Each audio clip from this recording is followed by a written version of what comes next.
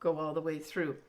But for me, one of the big standouts in terms of historically, astrologically, historically, is that we've got so many outer planets changing signs this year in 2025. And so this really says to me that this is a significant year to pay attention to big changes, right? Now, a lot of these outer planets, even though they'll move into their new sign, kind of go in and out because they have retrogrades, right? So it really isn't going to be to 2026 that these outer planets especially will be in the sign that they're in for a number of years. But let's start off with the north nodes, right? Now those are points. They're not really a planet. The north nodes, we talk about them going backwards. So they start at 29 degrees and then go back up to 0 degrees. And so we now have the north nodes going into Pisces. So this will be 29 degrees of Pisces. And this is, let me see here, this is around the 12th of January officially, but we're probably going to be feeling this now. And so this heralds a whole new set of eclipses as well. It's eclipses in Pisces, but also eclipses in the opposite sign, right? And that would be Virgo. So take a look to see in your chart, right? Where's Pisces and where's Virgo, right? Because these are the areas that will be activated in terms of destiny paths. If you do have your north nodes in Pisces, well, this is a significant next 18 months because the nodes stay for approximately 18 months in a sign. So from the 12th of Jan, add on 18 months, big changes coming your way with regards to your destiny path. So now I'm talking about you having your own north nodes in Pisces, right? And this is a significant time. It happens about every 18 to 20 years. So for those folks that have the north nodes in Pisces, recall back 18 to 20 years ago and what was happening. Typically you have people, events, things coming into your life that are significant. So what can you do? Pay attention to especially people that come into your life. They may be important for you over the next 18 months. All right, now the next thing we've got an ongoing Mars retrograde, as everybody knows. Started off in Leo in December. Now it's going into, or will be going into in January, into Cancer. So Cancer is very much activated here. So take again a look at your chart. Where's Cancer? Mars retrograde tends to slow things down. When Mars direct is direct, it likes to move things forward. Let's get on with things. But going retrograde, it asks us to pause for thought. It asks us to plan. It asks us to go back and look at things, right? You could even have past projects coming back into your life at this time to take action later on. Now, this Mars will go direct at 17 degrees of Cancer. So check if you got anything around 17 degrees of Cancer. This could herald a time when things push forward for you. And that's going to be around the 23rd of February. We have Mars go direct at 17 of Cancer. Now, we still have to wait for Mars to come out of shadow, as we know. Same with Mars, Venus, as well as Mercury. But end of February could see a lot of great things happening in terms of movement forward. So don't get frustrated. That's one of the things Mars retrograde can bring in is frustration and slowing things down, things not working out, right? So I say have a lot of patience, at least till the end of Feb when things could move forward. And in terms of planning, you could look towards the end of Feb to move forward with something, right? All right. Now let's look at these outer planets that I referred to earlier on. The first one we have is Neptune going into Aries. And that's going to be on the 31st of March. Now it's going to last until March 2039. So this is a long time period for that whole Neptune to be in Aries. Now typically we talk about Neptune representing spirituality, metaphysical world, that type of thing. But it can also represent things literally like water, drugs, anything in that realm. It can also represent sort of like illusions or delusions. It also refers to things like, film, photography, anything like that, dance, poetry, even sculpture is covered by this. So with it going into Aries, it really says there's some new initiatives that are going to be happening in this area, right? Now, we're also going to have Saturn that's going to be going into Aries. Saturn will go into Aries around the 26th of May for about 2.5 to 3 years. So it's a shorter one. And in fact, what's going to happen is we are going to have Saturn conjunct Neptune. Now, it's going to be kind of on and off between 0 and 2 degrees of Aries, kind of for the latter half of 2025, but it doesn't have an exact conjunction to next year. And next year, that's going to be, let's see here, yeah, in February 2026 is going to be the exact conjunction of Saturn and Neptune. So this will bring in, that's going to be an awesome time to have Saturn on top of Neptune. This could bring in some real new structure with regards to maybe some treatments for, addiction type things could come into play here that are real new initiatives, right? New initiatives literally for our water could come in as well. Saturn can represent our the structures that have the rules and regulations. So we may have more rules and regulations regarding that as well. But it can bring in just some new ideas with regards to how we deal with intuition, right? I can't give you an exact example, but I'm thinking that something may come out with regards to tapping into our intuition more concretely. And this could also have some new structures put around things like treating mental illness. Yeah. We're also going to have Jupiter change signs. Now, typically Jupiter stays in a sign for about a year. Its cycle is about every 12 or so years. So we're going to have Jupiter, right now it's in Gemini, but Jupiter will move into Cancer. And it'll move into Cancer around the 10th of June for 1 year. And so what's that going to bring? Well, that's going to bring a big focus and expansion on anything to do with Cancer-related things. Well, Cancer, generally speaking, talks about motherhood, mothering, nurturing.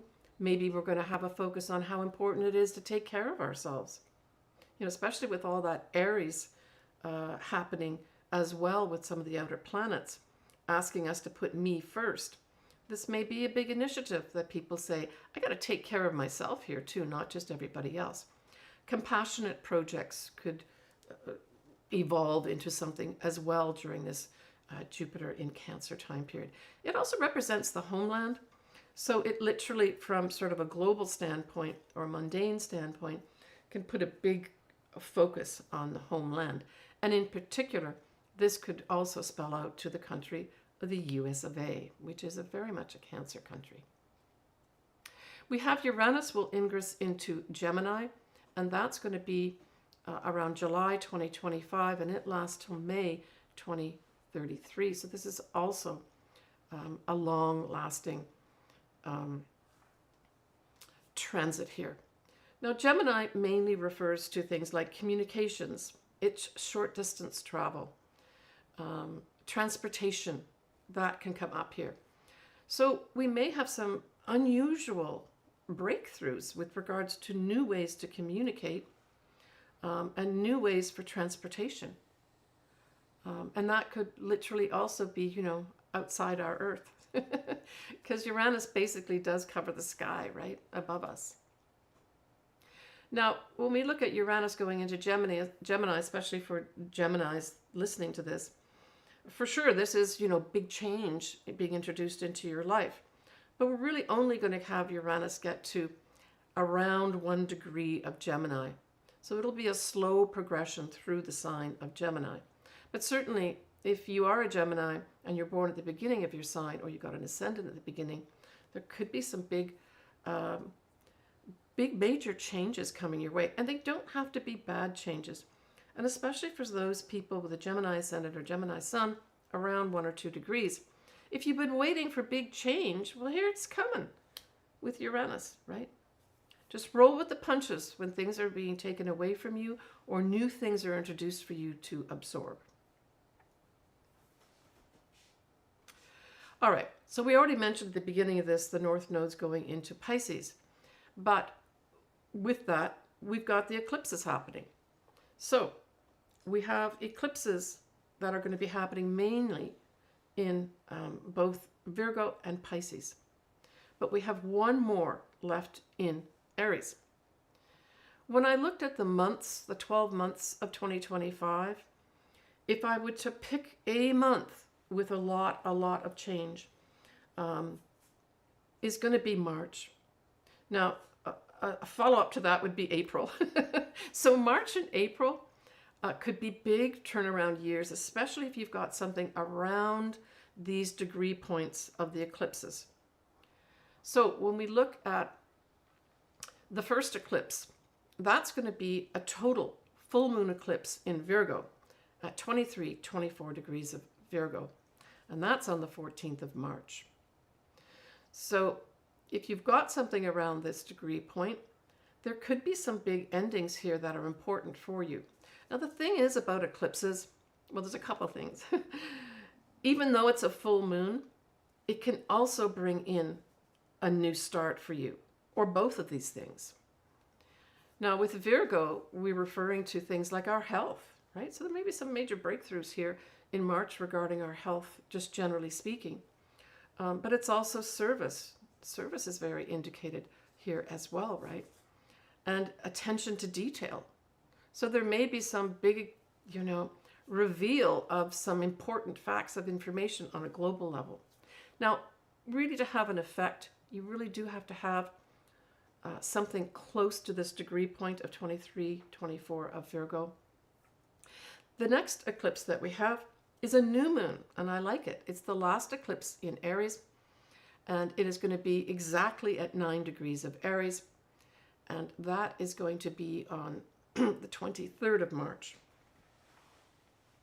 So this is new starts, and in particular for Aries or Aries ascendants that are around 9 degrees of Aries.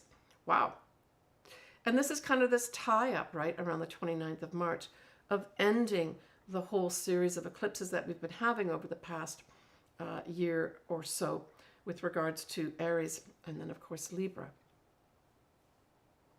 The next eclipse that we have is also going to be a total full moon eclipse. It'll be at 15 degrees of Pisces, and that's going to be on the 7th of September. So if you've got something around that 15 degrees of Pisces, expect with this total full moon eclipse, some may be big illumination, some ending, but maybe also a beginning of some sort. On a global level, I would say that this is going to be probably a time where there's going to be a big reveal of things that were very deceptive, that were hidden in the shadows, that type of thing. But it can also literally just be this big focus on water, right? Water is very much a focus of Pisces. But it also could be, I would say, maybe, I'm thinking like potential scientific breakthroughs with regards to drugs. And this could be drugs for psychological reasons. That type of thing is what I'm thinking of here too. But I kept looking at this over the past few days, and I also thought with Alzheimer's disease, we may have a breakthrough here with regards to Alzheimer's degree as well. Because if you think of it, Pisces also makes things illusory. It kind of dissolves things. And if you think about Alzheimer's, that can be very much what happens to your brain. So I don't know if I mentioned, but that is the 7th of September, that 15 degrees of Pisces degree eclipse. Then we finish off September, the 21st of September, with a new moon. And this is interesting because this new moon is at 29 degrees of Virgo. And for those advanced students that know that 29 degrees is a critical degree, it's called an anaretic degree, and it's a wrap-up but yet this is a new moon as well, eclipse. So this says to me that there is going to be some wrap up here or some ending of some sort that allows us to have a new beginning. Going back to that whole Virgo influence, we're talking about potential health, right? Some big illumination on our health from a collective standpoint. But it can also have some new beginnings with regards to facts. And I'm thinking, like, you know, with all the fake news, the made-up news, all that type of thing, there may be some line in the sand that happens here with regards to some media outlooks, the outlook for some media platforms, where this 29 degree, the anniversary, sees an end, maybe to some major networks that just can't make it. Why? Because they're not giving the right news. They're not giving accurate news. It's just a platform for certain people. Okay, the next thing I'm going to talk about quickly is going to be the retrogrades. And so when we go back to, we've already talked about the Mars, but it's really interesting that in March, in addition to having 2 eclipses, in March we have both a Mercury and a Venus going retrograde. And they kind of go retrograde at similar degrees. So both of these start in Aries in March, and then they go direct again in Pisces. So it's an interesting juxtaposition if you think of it. Aries is all about I want to move forward. It's all about me. I have to be independent and do my own thing. But then Pisces says, oh, I have to have deep compassion and sacrifice and listen to my intuition, right? So it's interesting how both these signs are up, and that we also at this time in March, we've got those north nodes in Pisces too, pulsating away, right? So if you've got something at either, let me just see, I did put down these degrees. I'm going to give you the degrees of the Mercury retrograde first. So it starts at 9 degrees of Aries and then ends at 26, 27 degrees of Pisces on the 7th of April. The Venus retrograde is at 10, 11 Aries on the 3rd of March. And then it goes direct at 24 of Pisces on the 13th of April. Certainly classic astrology speaks to Venus retrograde as potentially past loves coming back into your life. But I've also found that sometimes it's new relationships can start, especially when we look at the fact that it goes direct, Venus, that is, goes direct in Pisces.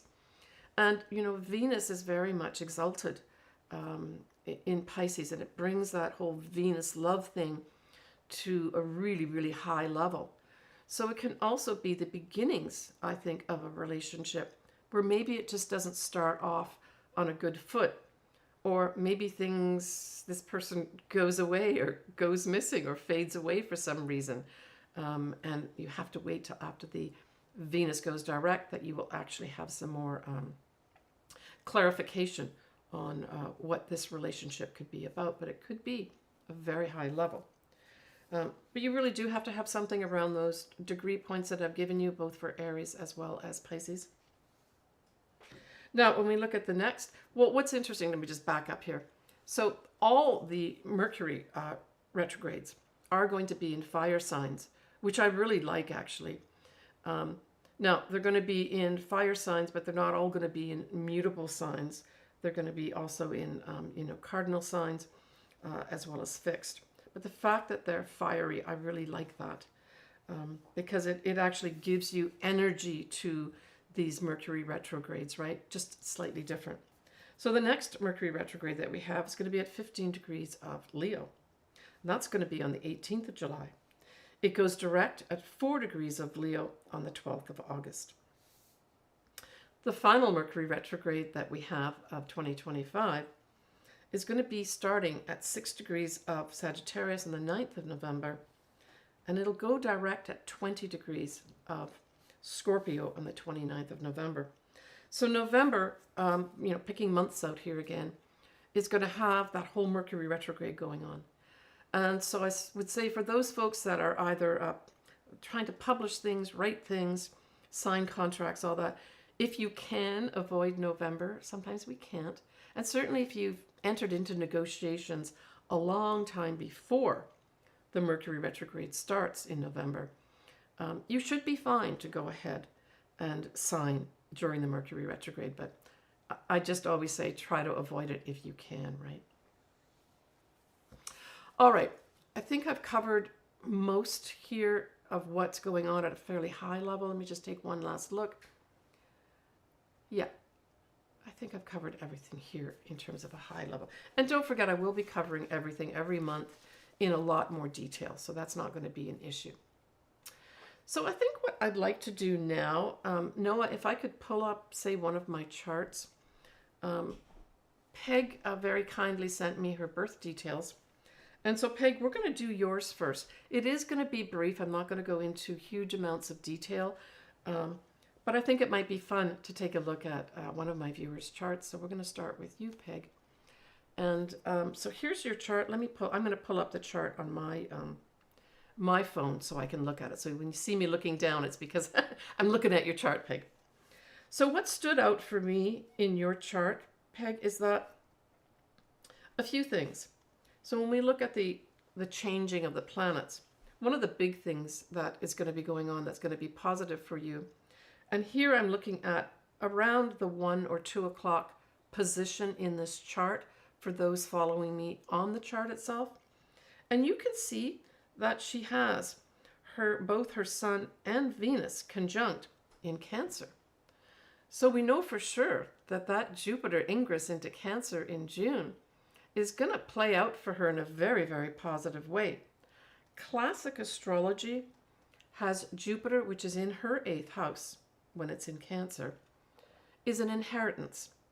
Now, it's a 12-year transit, so not every 12 years are you going to have an inheritance necessarily, right? But it can mean that you'll have great luck with regards to what? Applying for a loan, getting a credit card, having some generous benefactor give you money. And the fact that you've got Venus that also is the lesser benefic and works beautifully with Jupiter on top of it, and that will also be conjunct your Sun. It says you've got some real positive stuff happening money-wise for you, especially other people's money. Or, as I said, can be an inheritance, but it could also be that you just get some great luck with regards to maybe your investments. I would say that if you were thinking of retiring, this could be a good time for you to access in a very positive way those funds that are going to be important for you financially to survive here. Yeah, so that's a big one for me. Let me just take a quick look here. You've got your own natal north nodes, Peg, in Virgo, and then your south nodes are in Pisces. So you have something that's called kind of reverse nodal return. And this, I have personally found this as well as in my clients' charts, is that when you've got the north node, the transiting north nodes on top of your south nodes, and the vice versa with the south nodes on top of your north, it's a time of readjustment. So again, if we go back to potentially maybe you might be retiring, that would be a good way to use this nodal return. Because you've got your north nodes in your 10th house of career, this could have you deciding that you want to change your career. And that change in career may be retirement, or you just may decide you want to adjust something in your career here. And then, of course, your south nodes, which is where the north nodes, the transiting north nodes are, is your 4th house. This could have a change with regards to your domestic life, right? This could be your family. It could be your home. It could be your mother. Come up for review. And that's an 18-month transit for you, Pegs. So that was the other thing that I thought was a standout for you.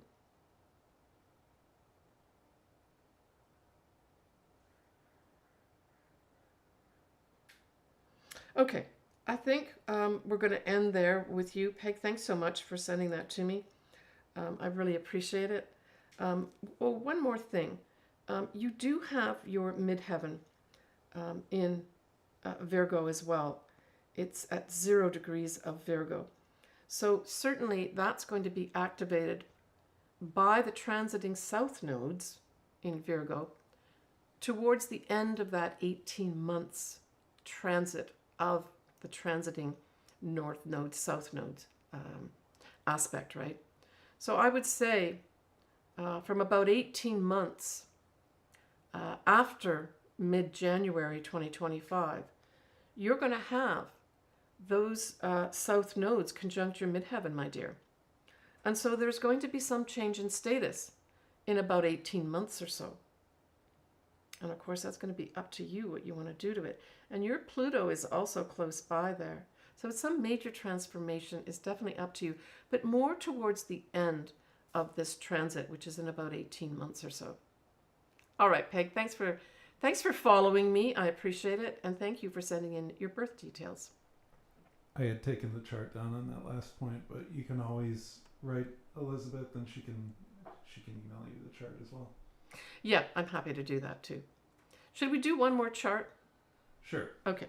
So we'll finish off with this last chart, and then I will go into all the sun signs and ascendants and give you at least a snippet of what could be coming your way. All right. Also, you've got some comments in there about, some of them are questions about things that may be relevant next year, so we could address those too. Well, let's take 2 questions before I do that chart, Noah. Okay. So that people know I am listening to you. I'm not just talking all the time, although I'm known for that. All right. All right. Apologies for the sound earlier. Hopefully, I know it's probably not ideal right now, but hopefully everyone can hear at least generally. Aurora Laurel writes from Bucks, UK. She sent some details. I think her ascendant, when you were talking about one of the eclipses, maybe the first one in March, was directly on her ascendant. She has a few more details here. I don't know. Can you see the? Let me just take a look. I've got my screen up here. Let's see if I can zoom in. That oh, Aurora. Okay. Oh, so 23 Cancer is your sun, and then 23. I'm not sure. Is that Cancer ascendant or? Sorry, some difficulties here zooming in. 23. Oh, 23 Virgo. Oh, okay. So Aurora, oh, for sure. Woo. So yeah, that first Virgo eclipse is going to be right on your ascendant. So yeah, I mean, for sure. I mentioned earlier, even though it's a full moon, it doesn't mean that maybe everything's going to end. It can also bring in a whole new beginning, especially since it's a total. So some big thing is up for you, my dear. And I would say it's probably a big change with regards to your life. Is there something that needs to change, Aurora? If that's the case, you can look forward to. Now, the thing is, when you have an exact conjunction with an eclipse, the effects can last up to 6 months. And also, you can have some of these effects happen a month or so ahead of time. So whatever it is that's going to happen for you, it's going to be some major change with regards to your life, who you are. And it might be you making some changes at this time. And certainly, Aurora, if you are wanting to make change in your life, it's any aspect of your life, this whole month of March might be ideal to make your move. Or you may have something come in that closes a chapter in your life, but it opens that door as well at the same time. And of course, you've got your sun in Cancer, so you could look forward to Jupiter conjunct your sun too. Now, that's not really going to be till the final time Jupiter will conjunct your sun will really be more like May, June next year, 2026. But you're going to have the influence there, right? That Jupiter will hit your sun more than once, but the final one will be May, June 2026. And so what does that do? That just brings great optimism and positiveness to your life. So you've got a good year, I think, to look forward to here. And then the following year as well with Jupiter in Cancer. She thanks you very much. She said her life completely collapsed at the great conjunction of 2020. Whoa. Okay. Oof. rebuild time, right? Rebuild time in a positive way. Okay, one more question. Casey from Serbia has a question. Okay. Can you see that on the screen? Let me see. Where is that one? It is about in the middle. Okay. Oh, okay, yeah. So the eclipses are near my personal planets and can bring to me by chance some possible relocation. My natal Mercury is last on the Sun in Libra exact. Yeah, I mean, certainly if you've got eclipses on your personal planets, for sure, something will be activated for you, right? The personal planets tend to be a little more activating than, say, outer planets when you're looking at effects. So for sure, yeah, if you're looking for changes as well, I'm just trying to see, Noah, can you see, is there any, like, is she giving me a degree or a sign or an actual personal planet that she's referring to? I don't see any. She has her sun in Libra, I think is what she's saying. Yeah, that's right. Yeah. And so, again, just like I said to Aurora Kasi, is that the effects of eclipses, when it's exact, can be up to 6 months. It can even be for a year, but certainly 6 months. So if we're talking about that last eclipse, if we're talking about the last eclipse or the series of eclipses, that was in September time period, right? But the ones coming up in Aries, that last one is going to be exactly at 9 Aries. And hey, it's going to be opposite Libra.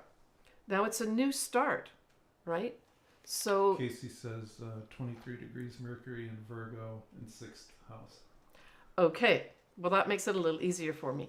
So then that eclipse that I just spoke about with Aurora also affects you in the 6th house. So the 6th house, could you be having a new job come your way? If I had this aspect and I did want to change my job, I would be interviewing. Start setting up interviews, looking for new jobs that you could do. If by chance you've had some tap on your shoulder with regards to your health, and it can be a small thing, take care of it, because that's what an eclipse can do also in the 6th house. And just sort of more of a lighthearted way of looking at this eclipse in your 6th house, because Virgo also rules the 6th house. It's also small animals. So I'm just thinking a combination of health as well as small animals. You could decide to get a small furry animal for your mental health, and it gets you out walking and interacting with people. So there's the 3 different areas that can be affected by that eclipse being in exact in that 6th house of yours. She put a couple more details just at the end there. All right. What is she saying? She says Sun in Libra, 10 degrees in 6th house, and Uranus, 9 degrees in Libra, Aries, 15 degrees, and she's got rising, I think that refers to. Okay, so your Libra placements are going to be aspected by opposition, right? With that new start, with the new moon at 9 degrees of Aries, which is going to be on the 29th of March. So, you know, with both the eclipses in March affecting you, March is going to be a big month for you. So clear the decks with regards to, you know, I wouldn't be doing a lot of stressful stuff in March in terms of, like, if you can plan. And keep your mind wide open for new starts with regards to either a whole new job or a new job within the job place that you're working right now. Thanks, Casey. Okay, well, you're on a roll. South node in Pisces, 2 degrees. Oh, okay. So, so you've got your North Node return. So this is an important 18 months, even though you've got it at 2 degrees. And the transiting North Nodes in Pisces will not hit your natal North Nodes until really the end of the 18-month time period. It's still going to be affecting you for the whole 18 months. Pay attention to who comes in for you. Pay attention to events that affect you. And again, going back to your whole 6th house, I would say that because you've got that activated too, hey, you know, if you want to make change for your destiny path with the North Node return in conjunction with these eclipses, go for it this year. Go for it all, right? But watch who comes in for you. Sometimes at the nodal return, people can come in for you and it just seems innocuous and it doesn't seem like you just sort of, you know, shrug your shoulders and say, oh, that's interesting. The person's going to come back maybe to help you out. So pay attention to that and pay attention to events that may come up for you that somehow are drawing you in. That's the signal that they're important for you in terms of you getting on your destiny path. All right. Thanks, Casey. All right. Shall we move on to that chart? Sure. So I'm going to bring up this chart on my phone again as I'm looking down. That's what I'm doing. I'm looking at this woman's chart. So this is a woman who sent me her chart from, she lives in, or was born in India. Gudiya, I'm not sure if that's, I'm pronouncing your name right, or Gudiya. But you gave me the province that you were born in, and that doesn't really turn up on as an exact chart. So I did take the main city that was in that province, and of all names, it's called Lucknow. So that's why you see on your chart, I have Lucknow, India. All right, so let's go straight to your chart. Let's go back to that eclipse in Virgo. That's going to be happening on, when did I say, the 12th? 12th of March? No, the 14th of March at 24 degrees of Virgo. So let's look up at the top of your chart. We're looking at sort of the 12 o'clock position here for those following me. Look, her whole midheaven is at 24 degrees of Virgo. My dear, things are about to change for you. Are you ready to change your job? Are you ready to get married? Are you ready to have a child? Are you ready to maybe completely change where you live? When you have an eclipse, especially a total eclipse, full moon, aspecting your midheaven, it says big change is up for your reputation, for your career, for any aspect of your social standing, that type of thing. And I know it's a full moon. It doesn't mean that everything's going to end for you. It just may be that you end a certain way of doing something with one area of your life. What could typically happen for you? Well, I guess you could say that yeah, you might get married, something like that. You know, I think this chart, I'm going to have to redo this chart because I did it for this this year.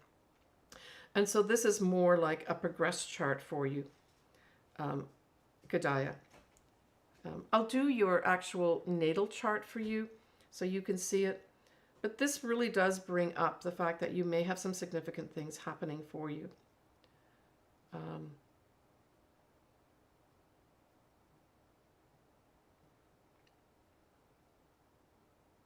Certainly, we know that you're a Cancer, and so we've got your sun, certainly in Cancer at 26 degrees or so, is going to have you activating, that Jupiter is going to be activating your sun for sure. And so you can really expect for a whole year or so that Jupiter, starting in June of 2025 for about a year, activating happiness, activating sort of a very optimistic type of thinking. Jupiter can also bring in, say, travel as well. So this may also be a time period where you travel, maybe even travel overseas, maybe even relocate overseas. That's possible for you too. But Gudiya, I will send you your natal chart. For some reason that wasn't pulled up. It's your progress that's pulled up here, and give you a few more insights into your natal chart. All right. Thanks for sending that in for me. The chart on the screen is her natal chart. I know you probably can't see it from there. What's the actual year on that? Oh, maybe it's not correct. It just says natal, but it looks like it's July 2024. Yeah, and I think it's supposed to be 2004. I think it was 2004. Okay. But that's okay. Okay. Stay tuned. I will send you an email. In fact, if I don't have your email address, maybe just email me, Gudiya, and I'll follow up with you on that. All right. I haven't seen her comment online, but Peg's J did, and if she is available, certainly send you an email. And Yeah, and I'll send her her natal chart with a little more comments on it for her. All right, shall we move on to the astrology sign by sign? Sure. Do you? We could ask people if they want to focus on a particular sign. Give them a. Do you want to do it that way? You've got about 20 viewers right now. You could. Yeah, let's ask people what their ascendant, whichever one you guys like to pick, either sun sign or ascendant.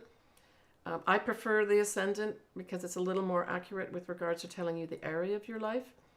But how about you folks send in, if you can just send a quick message just saying your Gemini, your Aries, your Taurus ascendant, whatever it is.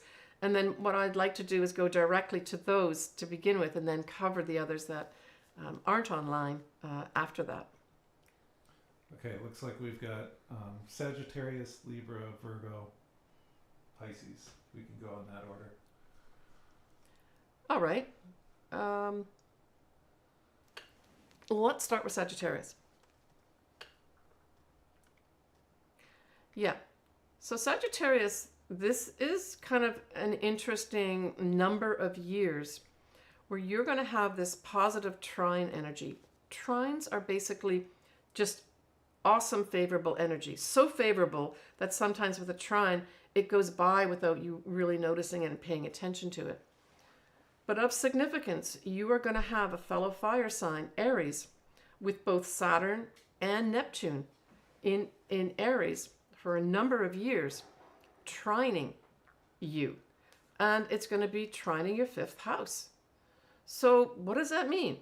Well, for those folks that are in creative projects or are in the creative realm of life, this could be absolutely fantastic for you, where you're able to take these ideas and inspirations, that's Neptune, and bring them into something concrete, something that has structure. That's the Saturn. That's the influence of both Saturn and Neptune in Aries. So that's super positive for you, Sagittarius. Now, the influence of Neptune will go on a lot longer than the influence of Saturn.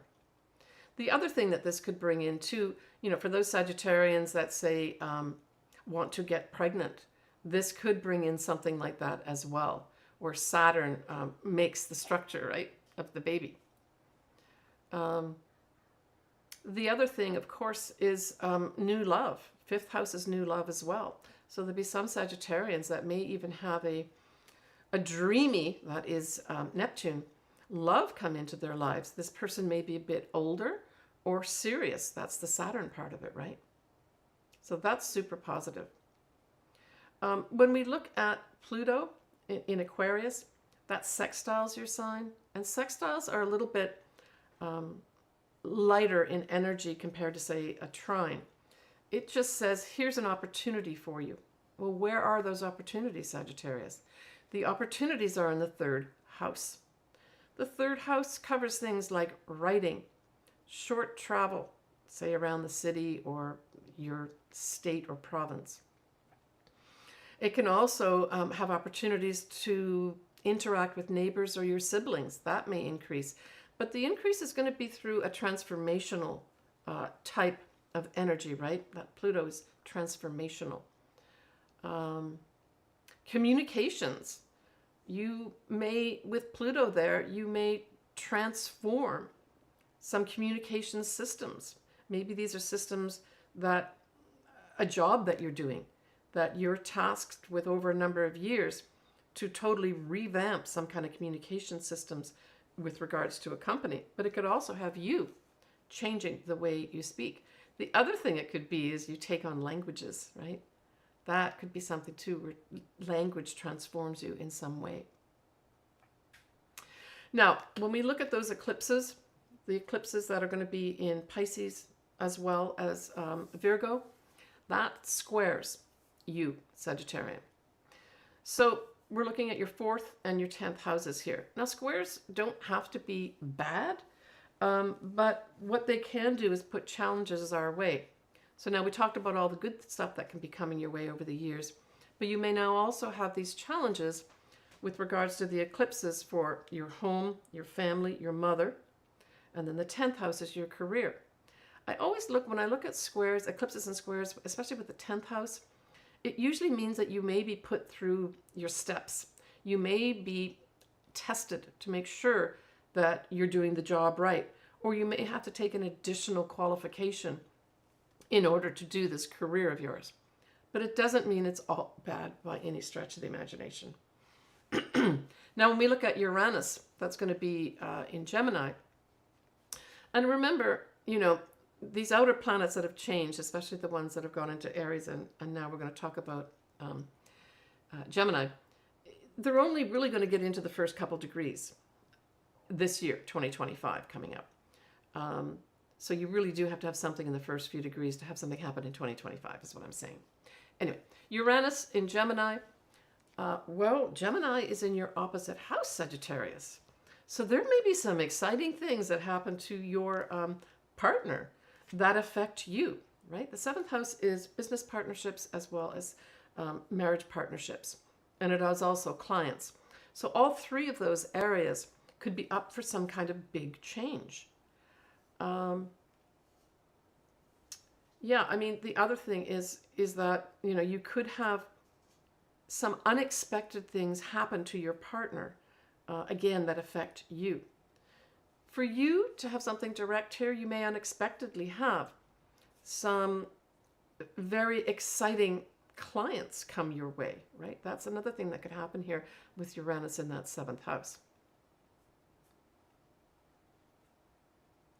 All right, there's a little bit for you, Sagittarius. And what's next? No. We have a couple Scorpios out there. Scorpios, okay.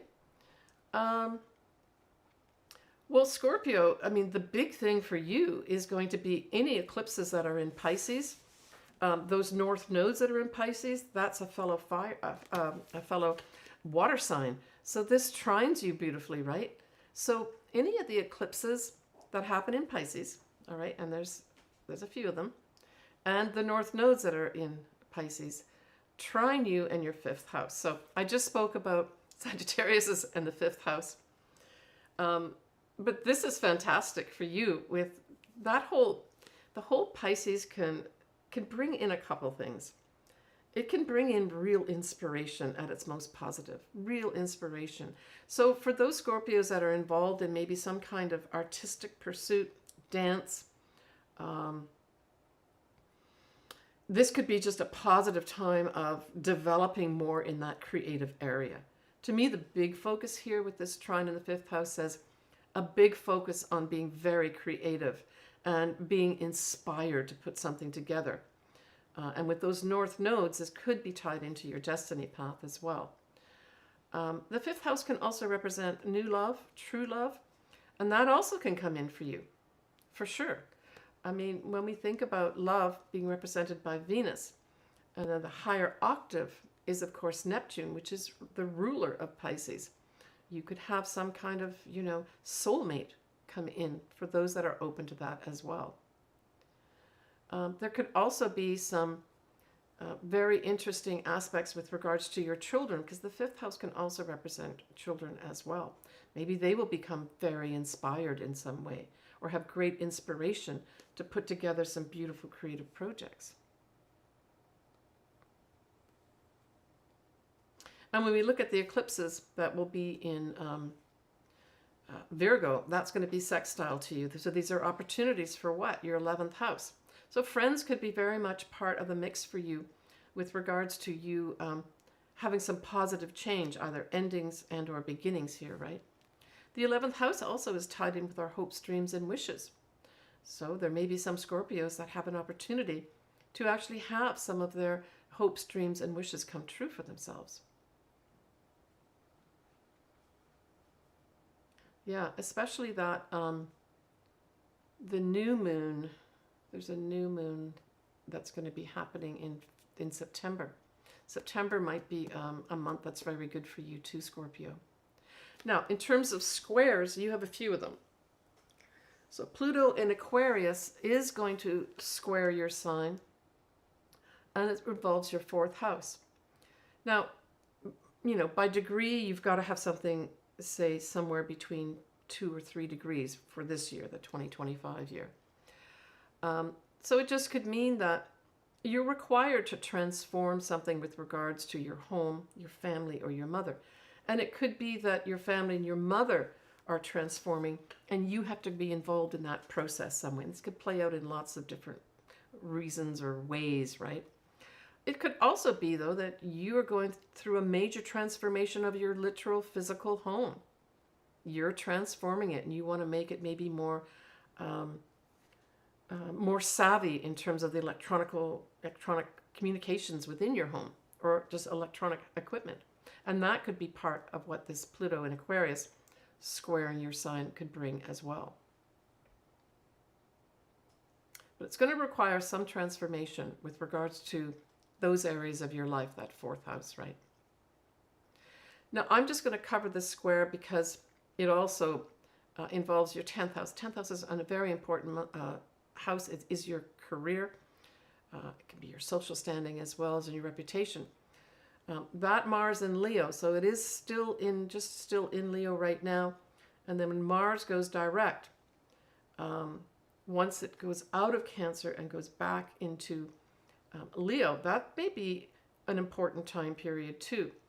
Now, Mars going direct in Leo next year squares your 10th house.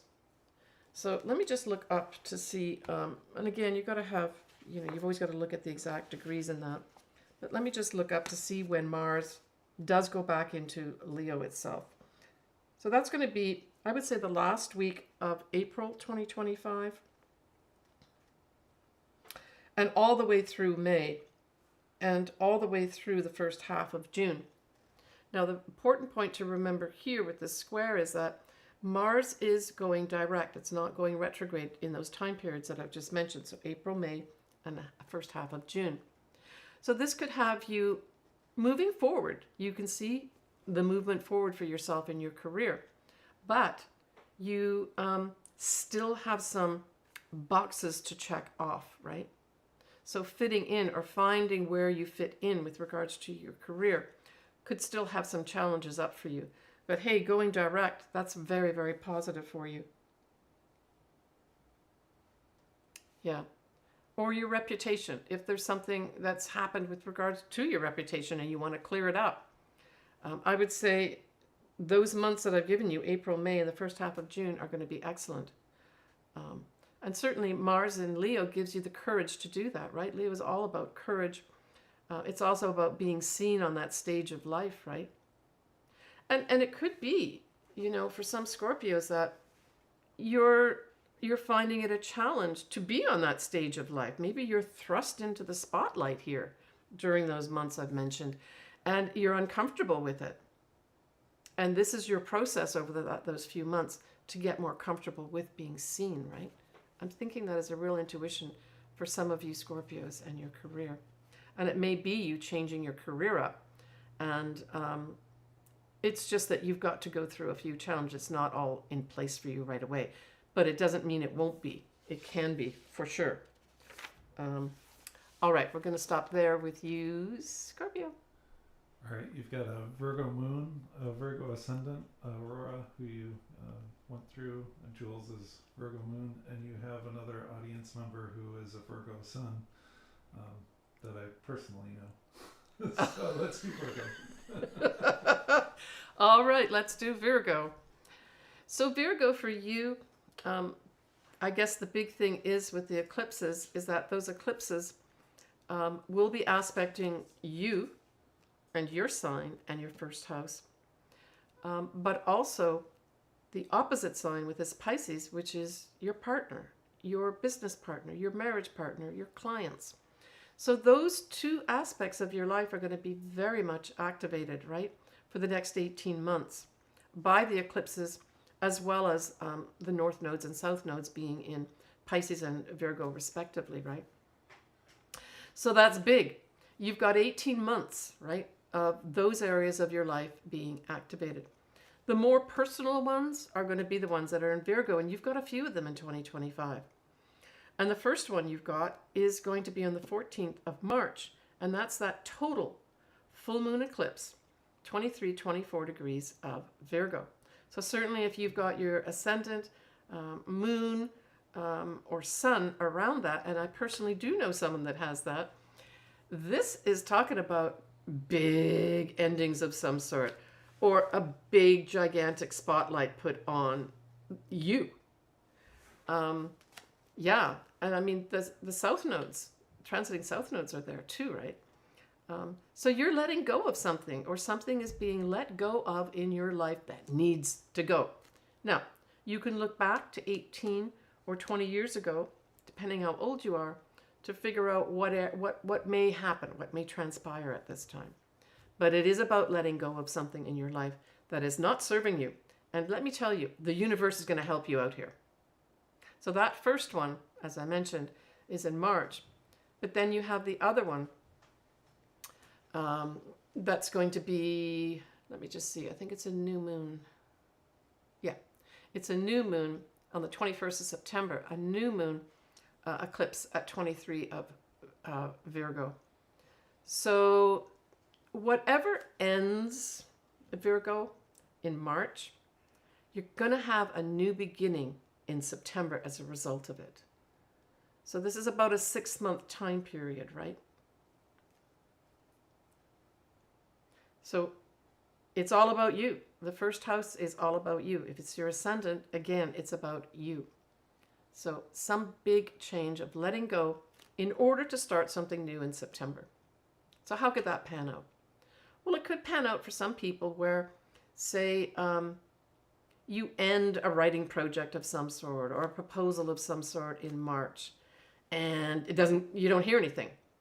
And then all of a sudden in September, whoosh, something comes in and says, hey, we really like that you wrote. We really like that proposal. Here, it's yours. You've got it, and you've got your new start. So there may be something, like I said, like that may happen. Or you could just have a door closed on some aspect of your life. But the important point is, Virgo, is that closure is important for you. It's a positive thing for you. And whatever that door closes is, it's going to bring a whole new start in September for you. Now, you do also have in September a full moon eclipse that's going to be at 15 of Pisces. So we talked about, that's your opposite sign, right? That's your 7th house. So there may be also some, in September of this year, some big activation of some sort with regards to your partner, your marriage partner, your business partner, or your clients. It may be either a big spotlight because it's a full moon, or an ending of some sort that happens there as well. When we look at Uranus in Gemini, anything in Gemini and anything in Sagittarius squares you, Virgo. So that whole Uranus going into Gemini will square you. And so what this says is that Uranus is asking for freedom and to break free is what it's asking for. The square says you're going to have to do it in a measured way, right? So it's your 10th house that we're talking about. Now you should look at your personal chart because sometimes it won't be exact. I'm just doing this as a general overview, right? So for Virgo, that whole Gemini sign is your 10th house. So this is just you. I see this as more a building blocks for your career. It's like there's going to be energy come in that you've got to use in a controlled way, like that square is controlling the energy.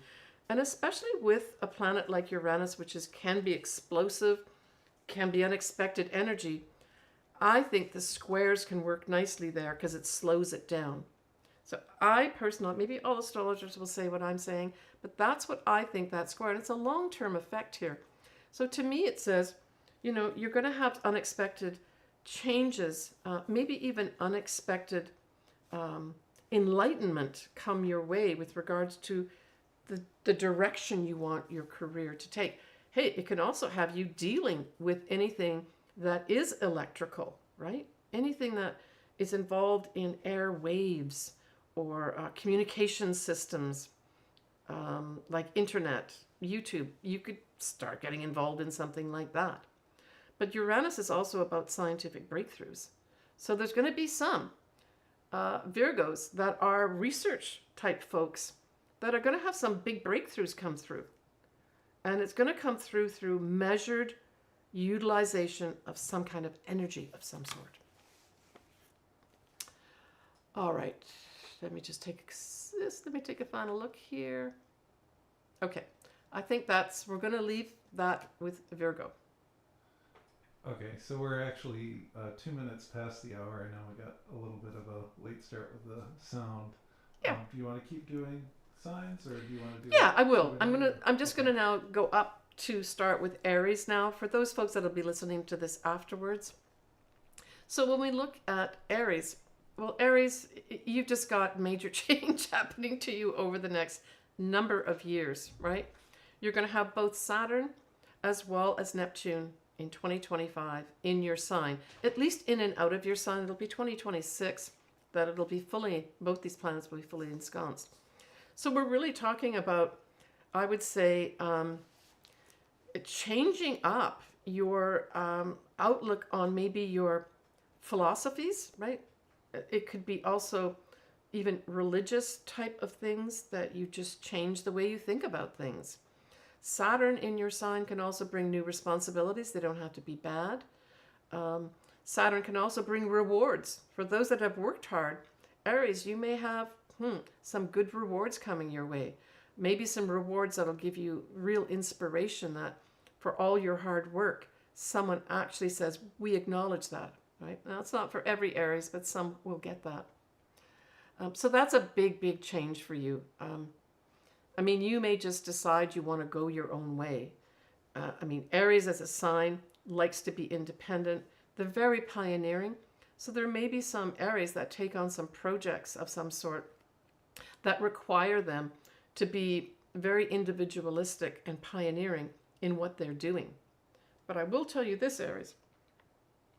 With Neptune in your sign, you want to pay attention to any intuitions that you may have.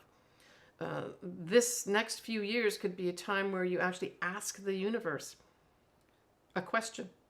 Wait for the answer to come in, because you're going to be given great intuition here with Neptune there. My only caution to you with Neptune in your sign is do not be deceptive, because you'll be found out.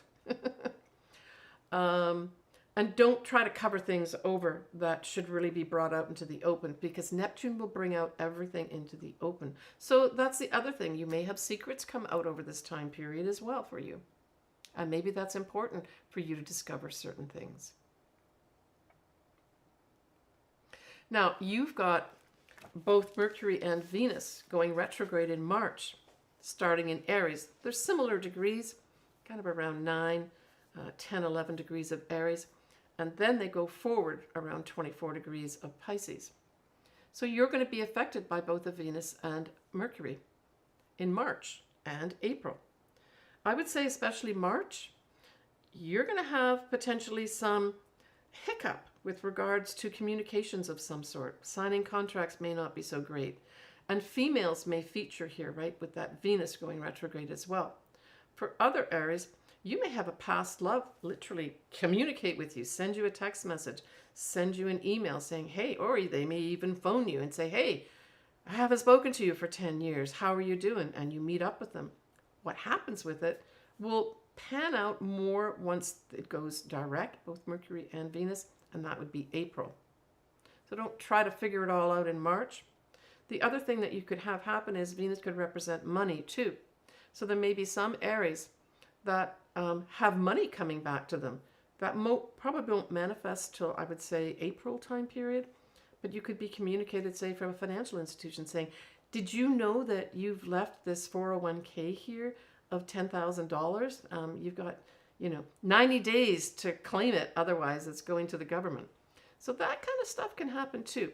I would say, Aries, just try not to sign contracts, especially anything associated with money, if you can.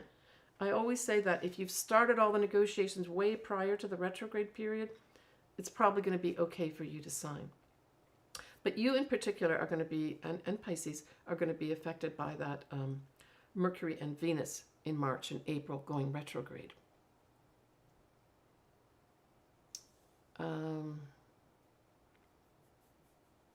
Yeah, you've got that last eclipse happening on the 29th of March at exactly 9 of Aries, and it's a new moon.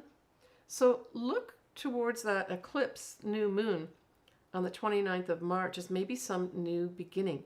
And that new beginning may be tied in with that whole Mercury and Venus retrograde. And this could represent what?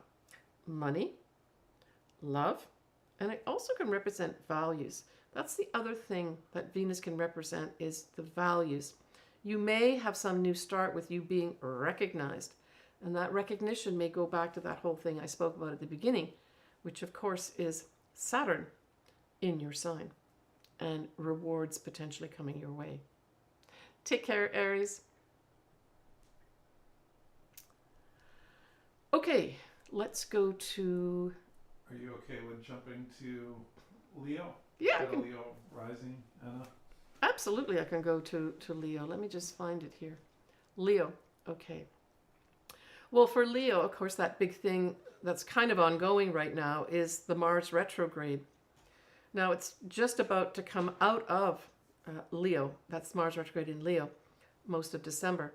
And then once we get into January, it's going to go into Cancer. But then it's going to come out of Cancer and stay in Leo, going direct. So for those Leos that have been frustrated about not being able to move forward with something, literally right now, so I'm doing this towards the end, obviously, of December 2024, hang in there. There's going to be big breakthroughs, Leo. Trust me, and you can write to me, let me know. But let me give you some time periods where Mars going direct will be in Leo. Did she have a degree by chance? Did she give you? She didn't. Okay. All right. So Mars goes into Leo. Let's just say the last week of April 2025, and it's going direct all of May and the first half of June. So these are really super favorable time periods to take any action that you need to take.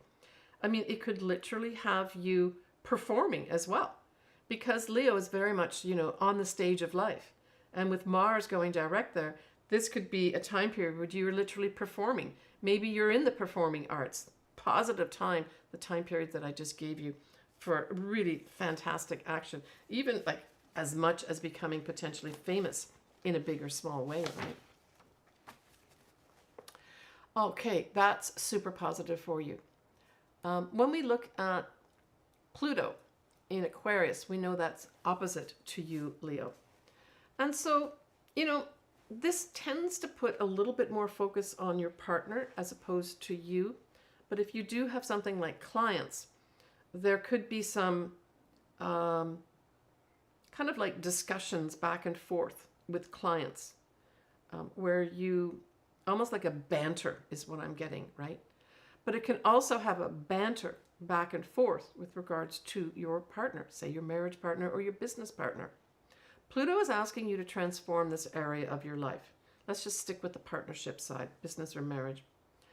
And what could be happening for some Leos is that your partner is transforming.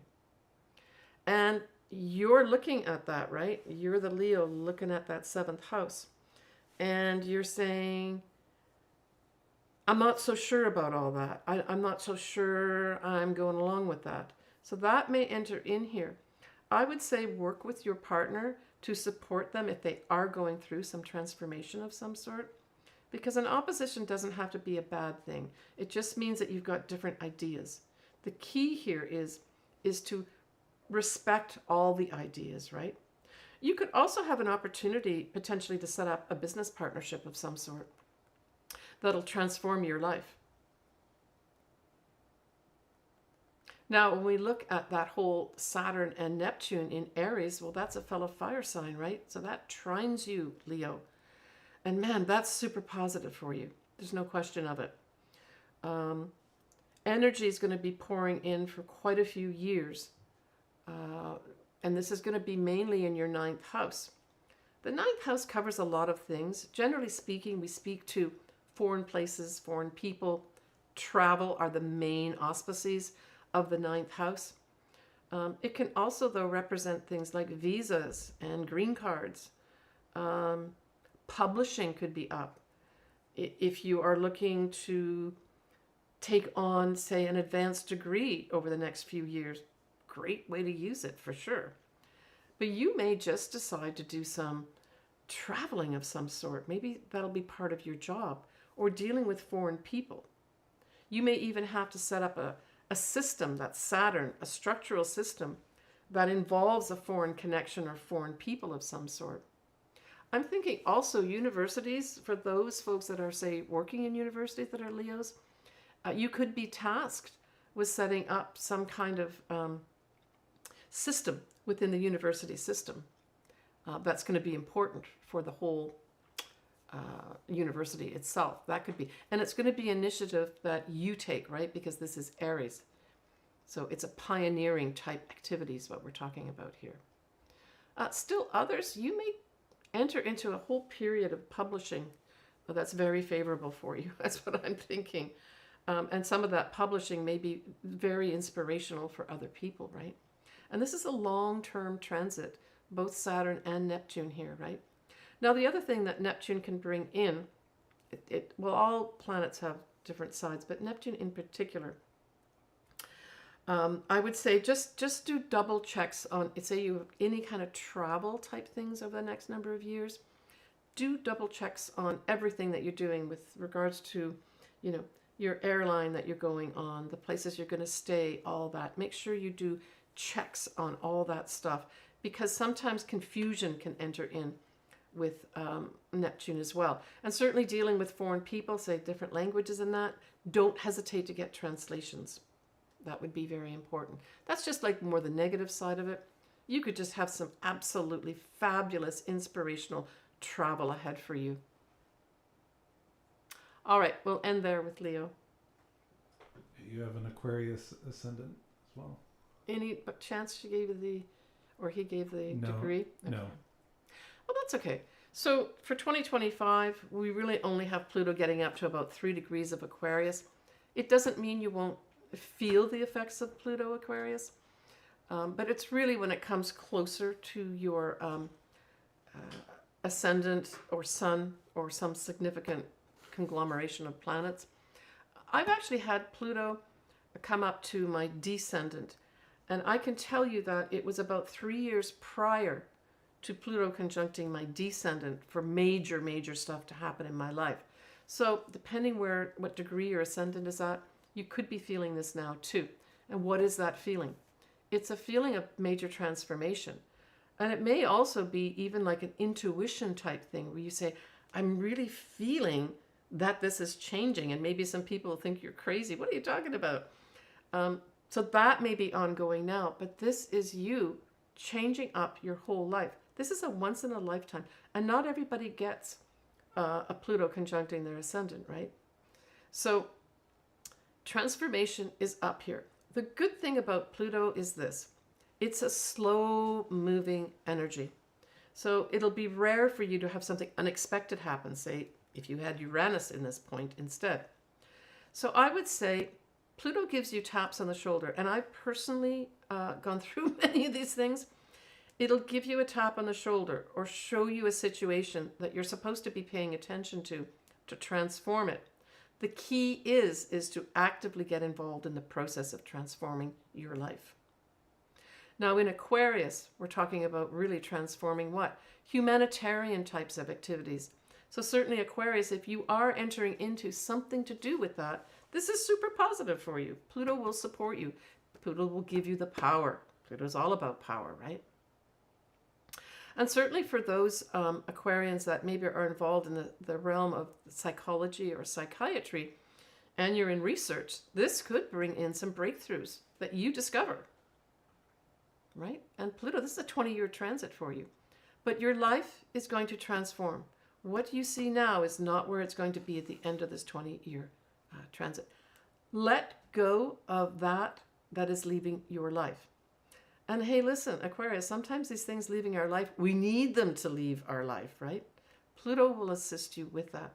It can also be a time where you take on the mantle of great power in your life, where you take back the power of what you want to do in your life. So those are the positive and negative aspects there. When we look at, let's just see here. So we've got, yeah, I mean, so you've got some positive sets up here for you, Aquarius. When we look at Uranus going into Gemini, we know that trines you, your fellow air signs, and it aspects your 5th house. There is going to be some Aquarians that have an opportunity unexpectedly to fall madly in love with somebody, to unexpectedly have some fabulous creative project. And this creative project may have something to do with writing, messaging, communicating. It can also have something to do with short distance travel of some sort.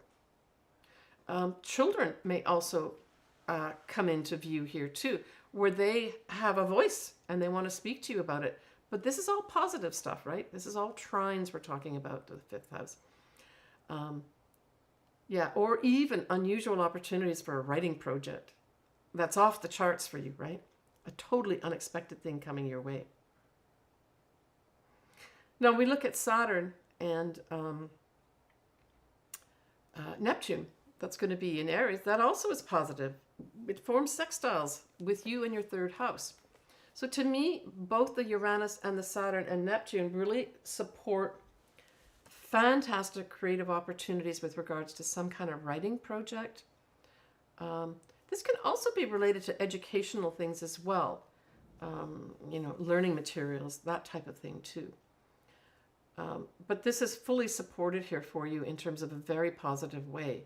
Now, with the influence of Uranus, it's unexpected stuff. With the influence of Saturn and Neptune, which also are long-term transit, there could be some structure brought in here with regards to 3rd house matters.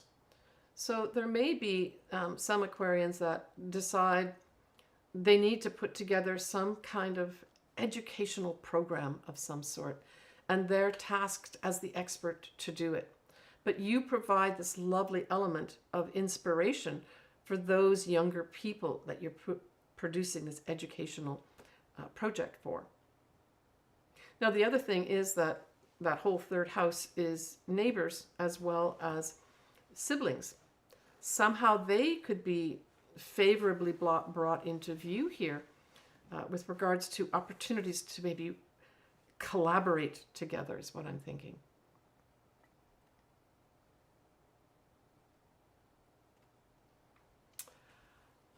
When we look at that Mars going into Leo retrograde, that opposes your sign, of course, right? And then we know that that's your 7th house. So really what this tells me is that there may be some tension in relationships, especially business partnerships, marriages, and or clients. Now, you can look forward to things smoothing over from about the 19th of April to the 18th of June. Even though it's an opposition, you are going to have Mars going direct. So I would say maybe in December time period when Mars went retrograde, things may have got a bit tense in these areas. But once we have that Mars going forward, you're going to be able to take some action of some sort. It's just going to be a little bit later. So you may be going through some frustrations, even with Mars in Cancer. You may go through some frustrations here where you can't move as fast as you want to on some kind of initiative that you want to take. Those time periods that I've given you, again, I'll give them to you again, 19th of April to the 18th of June. Even though things still may be tense, Aquarius, you're going to be able to move forward, but work collaboratively. That's the thing with the opposition, right? All right. That's it for you, Aquarius, for now. Okay, you've got a Capricorn rising, wondering about the effects of Saturn and Neptune in particular. Okay. So Capricorn, you know that you are ruled by Saturn. So with Saturn going into Aries, it's really, I guess, asking you to look carefully at what's going on in your home, what's going on with your family. maybe in particular what's going on with your mother. And the reason for that is because we're going to have that, your ruler, Saturn, will be squaring your sign Capricorn. Now, yeah, it can bring you some challenges in that area of your life, but I'm thinking intuitively that there's a restructuring happening here, right? Saturn's all about also putting structures together. With the square, it's saying we want to restructure something. So there may be a restructuring going on in your family.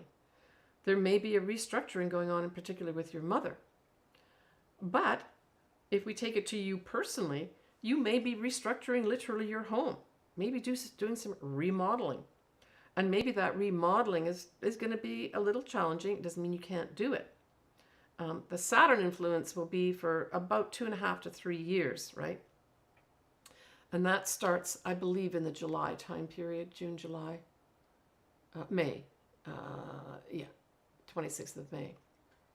So that would be a great way to use your ruler, Saturn, now in Aries for just under 3 years, is to do that type of thing. Like I said, the square is going to ask you to somehow restructure these areas of your life.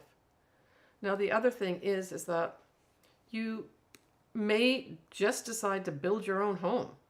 That could be here too. And we all know, even without having done it, I know that that would be challenging. This just says be organized, right? Saturn says be organized. And bring in the experts when you need. And that bring in the experts when you need covers across all aspects of what I've just spoken about. So that includes your family too, and your mother. Now, the other thing is, of course, we know Neptune is also going to be squaring you too. I would say that with the influence of Neptune squaring your 4th house, there could be some issues with regards to your family and or your mother. Maybe they're not seeing things clearly.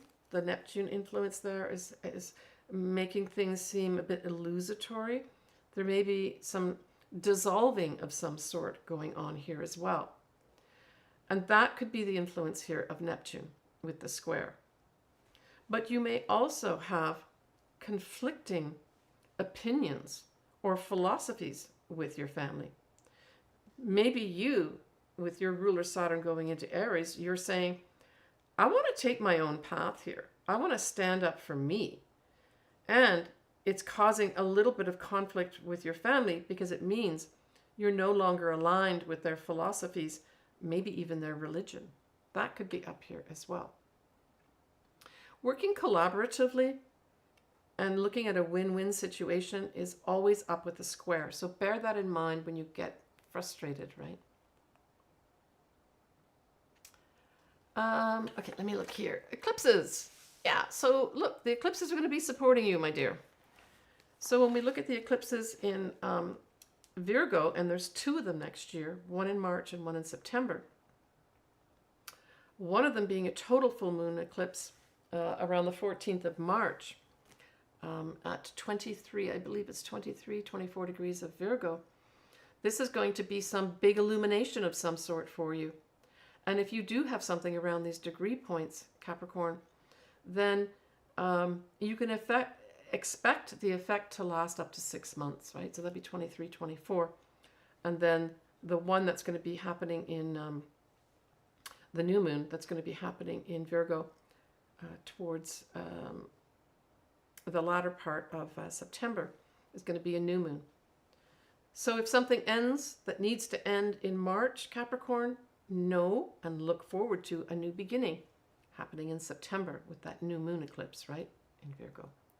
But you also have the Pisces affecting you as well. Now, the Virgo ones are trines to you, right? So trines are super positive energy. So those 2 eclipses that I mentioned in March and September in Virgo positively are going to be affecting your sign. No question of it. And let me just see if I've got the... Yeah, we're looking at the 9th house and 3rd houses affected here. I'll talk about both those in a minute.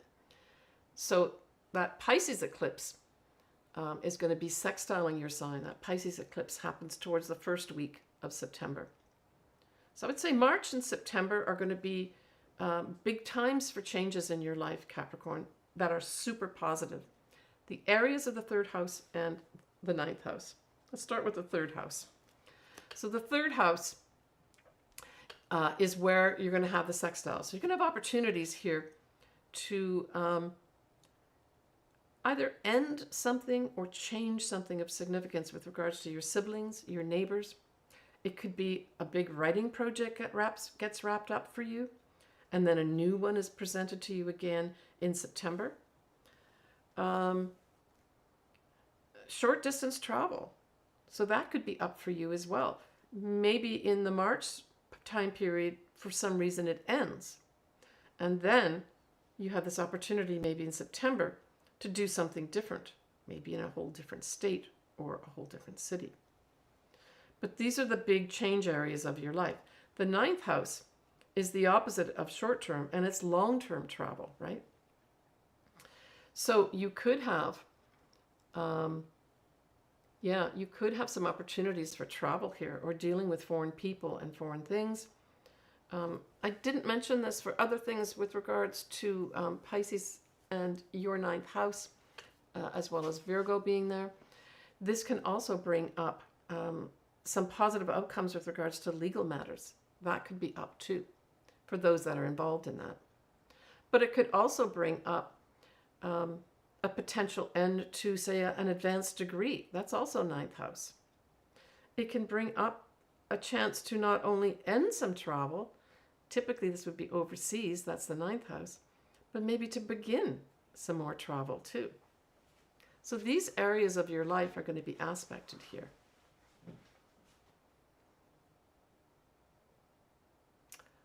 All right.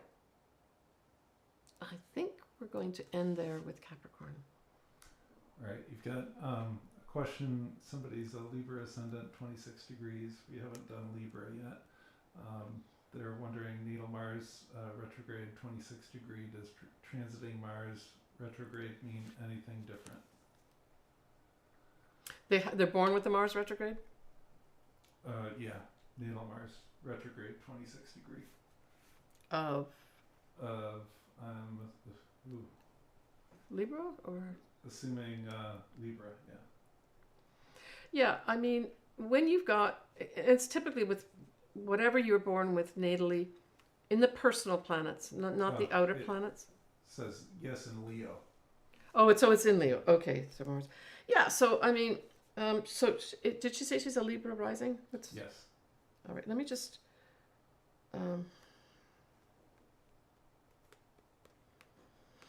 Yeah, so Leo is your 11th house. And, or if it isn't your 11th house in your personal chart, take a look at what it might be. But looking at a general whole house system, it is your 11th house.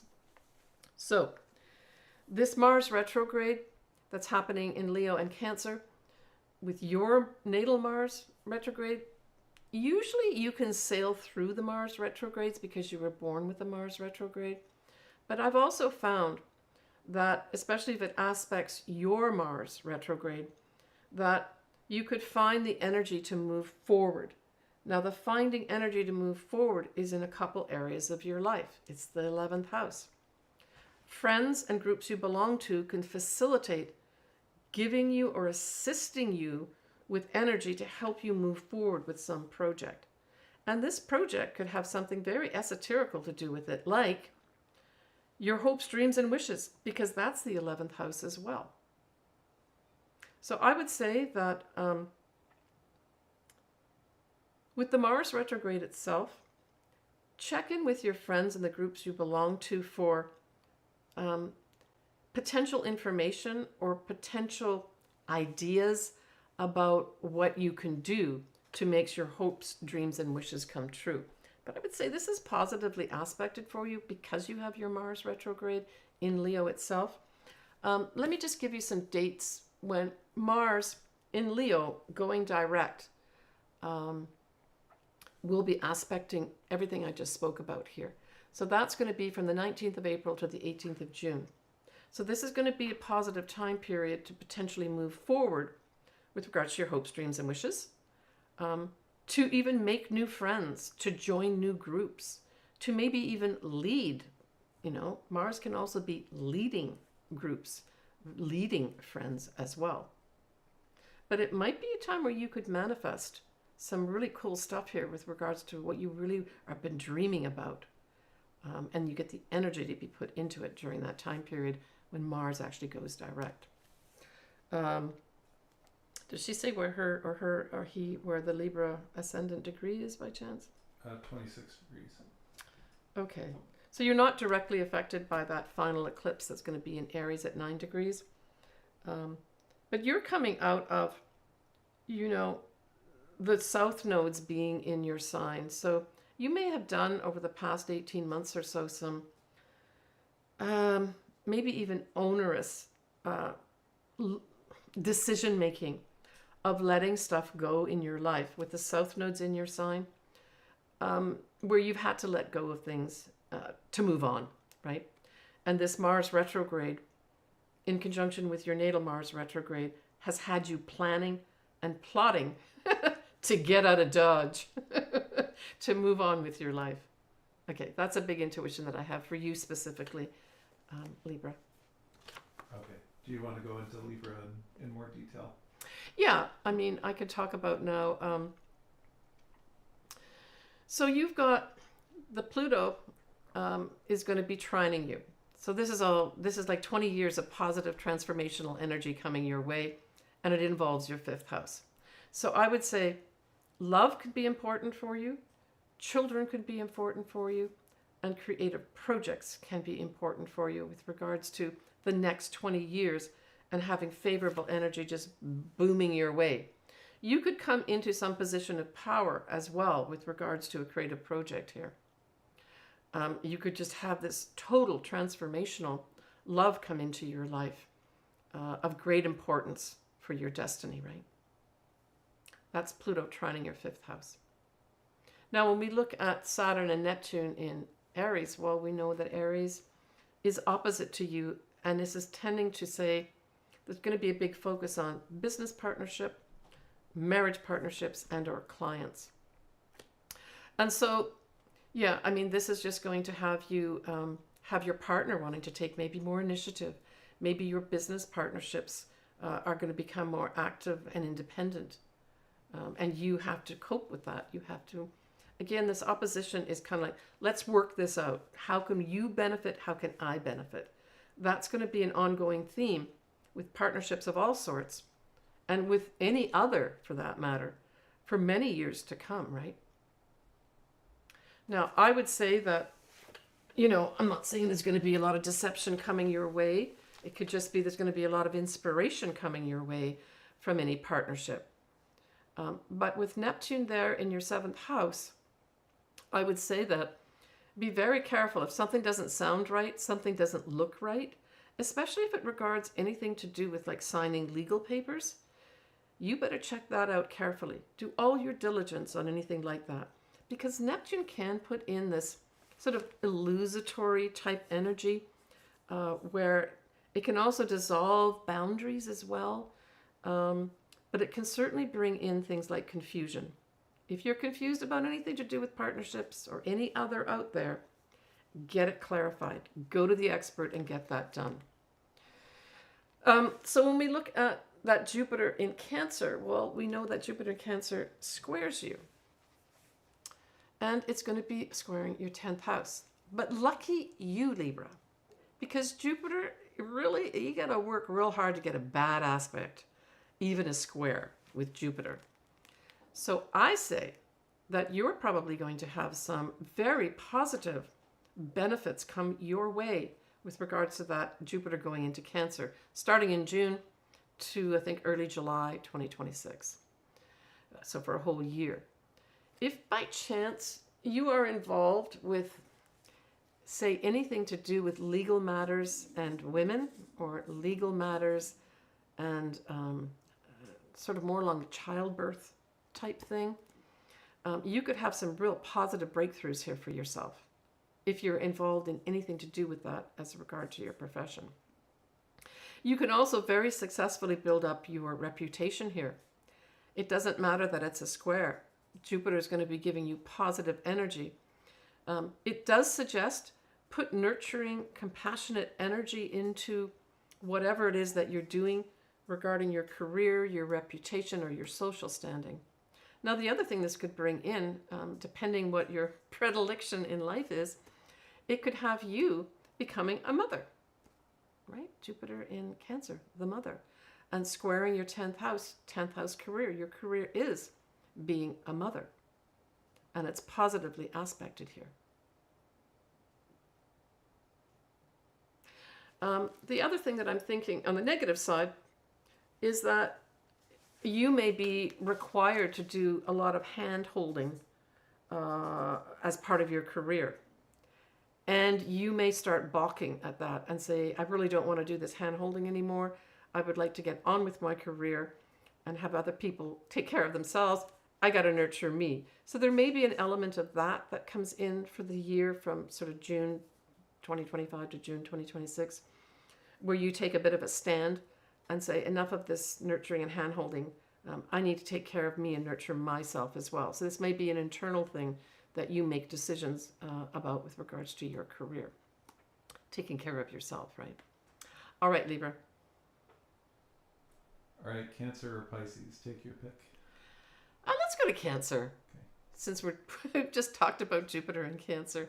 Well, Cancer, this is going to be wonderful to have Jupiter in your sign.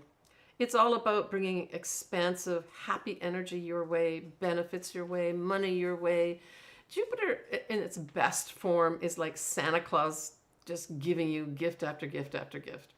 And so in your sign, it's going to have you expanding and bringing in all these wonderful benefits. This is about a 12-year cycle.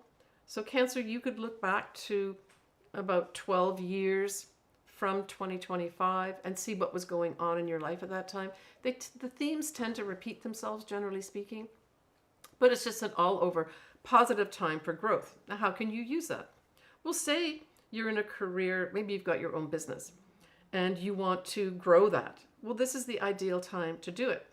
In particular, you want to leverage any advisor coming your way, because they're going to be a benefit for you. And this can include lawyers too, as well as teachers. Now, the other thing this could bring in is that is what you do. You become the teacher. You become the teacher of compassion. Maybe even become that teacher of nurturing, helping people, teaching people how to nurture themselves. But don't forget, Cancer, number one is you. Got to nurture you too. And that is another thing that could come up for some Cancers with Jupiter and Cancer. I'm going to start nurturing me and having compassion for me and taking care of me. Still, others could put weight on. Jupiter conjunct the ascendant or sun can put weight on you. And that could equate, for some Cancers, getting pregnant. If that is the case and it's what you want, congratulations on that. The biggest influence that you have at the beginning of the year, Cancer, is that whole Mars retrograde that stays in your sign for months once it goes direct too. So let's just get those dates on here. There may be some frustrations with maybe not being able to move forward with some things at the beginning of the year. But Mars does go direct at 17 degrees of Cancer on the 23rd of February 2025. So for those Cancers that have something around that degree point and you've been frustrated or you continue to be frustrated, know that the end of February should bring some big release where you can finally say, all right, I can finally move forward with this part of my life, right? And still others, that can also represent a time of childbirth too, by the way, for those that are in that category. But what I want to do is give you, besides the 23rd of February, I want to give you all the months that Mars going direct is going to be in Cancer. And this is a rare thing. So you want to use this energy, Cancer, to take any kind of initiative that you want to take regarding your life, just generally speaking. All right. So we're looking at all of March. And we're looking at the first half of April of 2025. You're going to have Mars on your side, assisting you. And Mars can also be courage. So you may have the courage and gumption to move forward with some big project. Yeah, so that's all positive for you too. But frustration, unfortunately, can ensue at the beginning. And this can be frustration, say, anything to do with motherhood and, generalize it to children. So there could be some frustrations in both those areas as well. Or frustrations where you're giving too much and you don't want to give anymore with the Mars retrograde part of it. I would say during the retrograde part of Mars, retrograde in Cancer, start investigating ways to take better care of yourself. Just hands down, that's what I got to say. Now, when we look at Saturn as well as Neptune in Aries, well, we know that squares your sign, Cancer, and it involves your 10th house of career, social standing, as well as reputation. And so this can bring in a few things for you. I mean, it could have you deciding that you want to make some changes with regards to your career and you want to incorporate more metaphysical things. That could be the Neptune part of it. And you work over the years to figure out how you can do this effectively. That's the Saturn part, right? So it's you taking new initiatives. It's Aries, right? New initiatives in your career that bring in this element of spirituality, for instance. That's Neptune. Inspiration, that you want to provide inspiration in your career. And then the Saturn part of it for almost 3 years, right? Neptune will go on for many years to stay there in your 10th house. But it'll be Saturn that comes out of it in about 3 years, just under 3 years. So Saturn helps you put down the structure here with regards to maybe some spiritual aspect of your career. And then pulses on and continues to do that. The square is that you may have some challenges doing this. And I'm thinking, because Aries represents the pioneer, no one's done it before. No one's done this before, what you want to do. And so you run into challenges because you're having to take the pioneering initiative to figure it out. Now that's going to play out in different ways for different people. Now Neptune also suggests that if anything is unclear in your career or any aspect of your career, or it's confusing, that you take the time to clear it up. Certainly with Saturn there for almost 3 years, that Saturn will help you. It will give you the structure and the information and the rules and the regulations to help you do that, to help you see what's real. So Saturn combined with that Neptune, your 10th house, for at least the 3 years when Saturn is in there, will help you see what's really real in your career and what isn't real. Once Saturn goes away, it will just leave Neptune there, pulsating away. And even though it's a square, because Neptune can be so nebulous, a square for me is not such a bad thing because it gives you pause for thought to put things together in an effective way, right? That makes sense. But if there's anything confusing with regards to your career, take time to try to clear it up. And sometimes these things can start off as small things. Now, when you've got the influence of Saturn there, it could just be that your manager is confusing. And you have to keep going back and saying, can you clarify this for me? I know that's annoying, but that's okay. You could maybe learn something from it as well. All right, Cancer. And now we got Pisces. Yeah, or MBR is a Taurus and has been waiting patiently here, so we could do Oh, Taurus. let's do Taurus then. All right, so Taurus, well, you still have Uranus in Taurus for a little while longer, but not much longer. I mean, that's going to be going out of there, when did I say July? So July 2025, we've got Uranus leaving your sign, Taurus, and going into Gemini. Yay! So when we look at the eclipses that will be happening mostly in both Pisces as well as Virgo, this is going to positively light up your life, right? I mean, we've got your 9th house is going to be affected by, your 5th house is going to be affected by the Mars September eclipses that will be happening in Virgo. One is a full moon total eclipse in March, and one is a new moon eclipse happening in September, trining your 5th house. Wow. So you can expect, I'm thinking in March, maybe some big illumination or maybe even an ending of some maybe creative project. But that ending is predicated by a new beginning that's going to happen in September with the new moon eclipse in Virgo as well. So these two eclipses, especially in Virgo, are positively affecting anything in your 5th house. So we've already covered creative projects, but it could also be positive things for your children. It could be positive things for your love life, right, too. And with that whole influence of Virgo, it really refers to a sense of practical, right? It's not, especially when I talk about love life, maybe a little element of practical stuff that's there, that it's not all like, rainbows and roses type thing, which could be a good thing. Now, when we look at that September eclipse in Pisces, which is a full moon, that's going to be in your 11th house. So this says to me in September, there's a few things that could happen. You may end, say, some friends that you've had for some time, or they may naturally leave your life, that type of thing. Don't forget, we also have the North Nodes that are also in Pisces too, right? Pulsating away in that 11th house. So the North Nodes of destiny are saying to you, new friends are going to be good for you. New groups to belong to are going to be good for you too. Very supportive, especially things like compassionate type of people. Spiritual people will be very important. The metaphysical world is very much part of Pisces as well. Yeah, and I mean, the 11th house is also our hopes, dreams, and wishes. So you may have some opportunities in September to manifest something like that.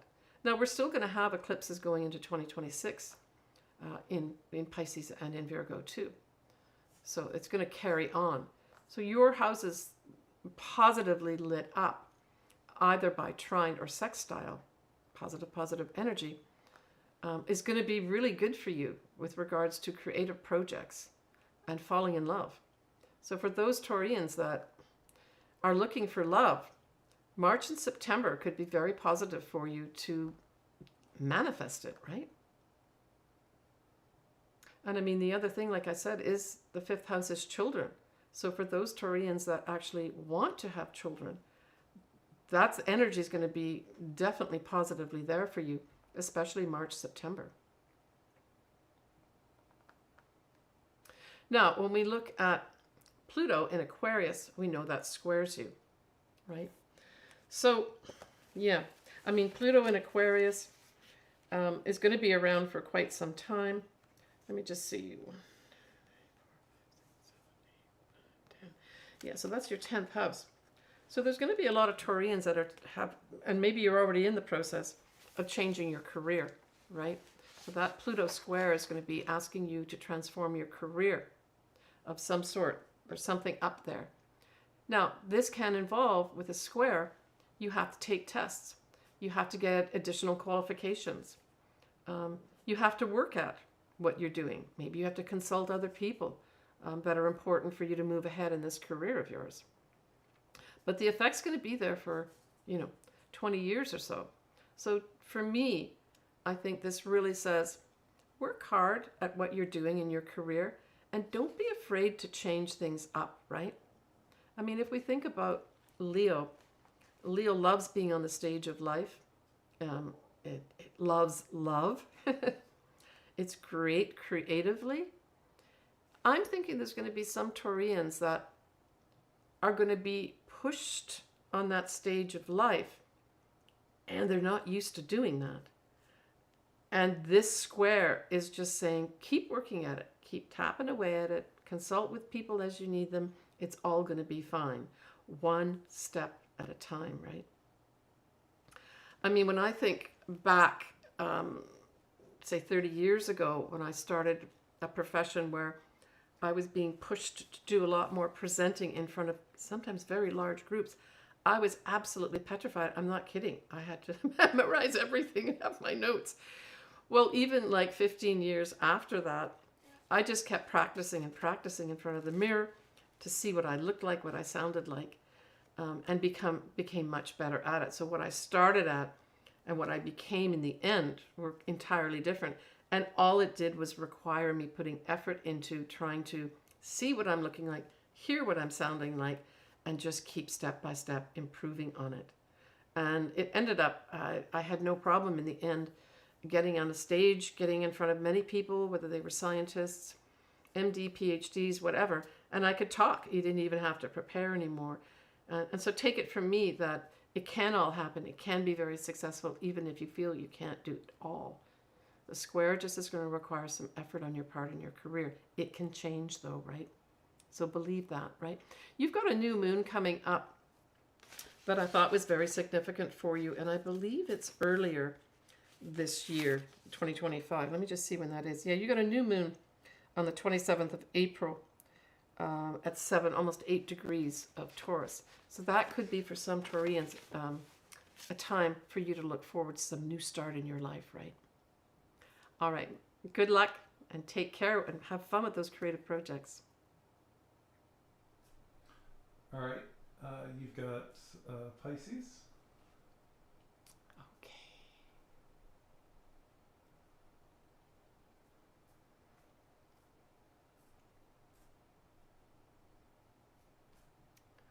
Okay. Well, I mean, Pisces, these next few years are huge for you too. First of all, you got the North Nodes in Pisces. So that's affecting you directly, your destiny path. And there will be Pisces watching this that say, yeah, and I got my North Nodes in Pisces too. So this is fantastic for those Pisces who've got your North Nodes here. Whole new start to your destiny path. Pay attention to who comes in and what happens. It'll all be significant for you as it plays out over the 18 months of the North Nodes being there. Whether or not you have your North Nodes in Pisces, they are in your sign, Pisces. So you're highlighted here with regards to your destiny path. And this is any aspect of your life. When we talk about your sign and your ascendant, we're talking, and your sun for that matter, we're talking about it all being personal to you. So this is you making a whole new start with regards to what you want to do in your destiny path. And you're going to have the assistance of people that want to help you out. Let them help you out. And that effect starts officially around the 12th of Jan for 18 months, right? So we also know that the eclipses in Pisces are going to be affecting you directly too. Now, you've already had one in September 2024, right? It was a full moon. That may have been some ending of some sort in September 2024, or some letting go that you just, Pisces also encourages people to let things go, But you are going to have another one in September, which will be also a full moon at 15 degrees of Pisces. But then you're also going to have in your opposite sign the south nodes in Virgo, and then you've got 2 eclipses happening in that as well.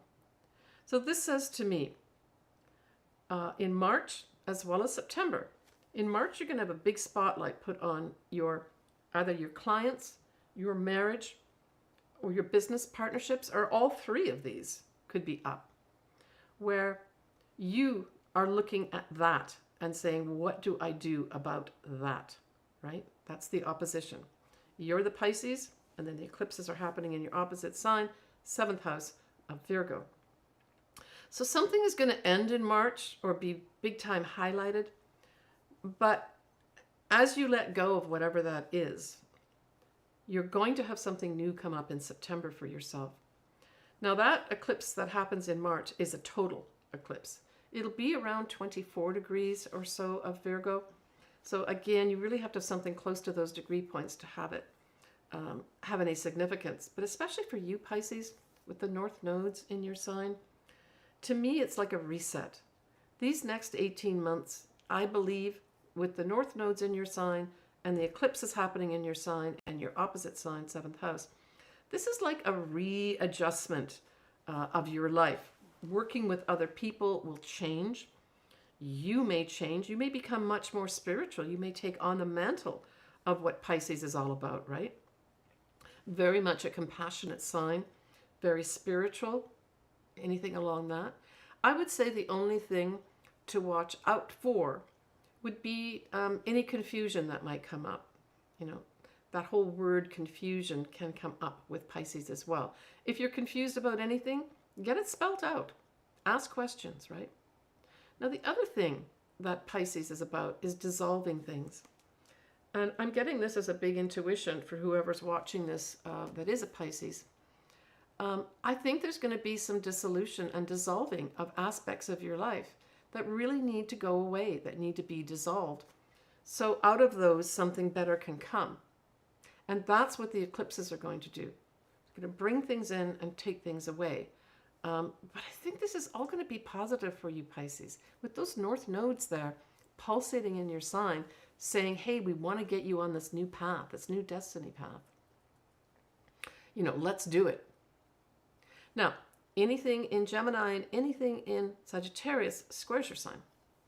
So you do have, when Uranus goes into Gemini, it will square you, Pisces. And it'll involve your fourth house.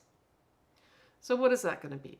I would say that communications, because Gemini is all about communications, short distance travel, it can be siblings, writing, that sort of thing. All these things may be challenged for you.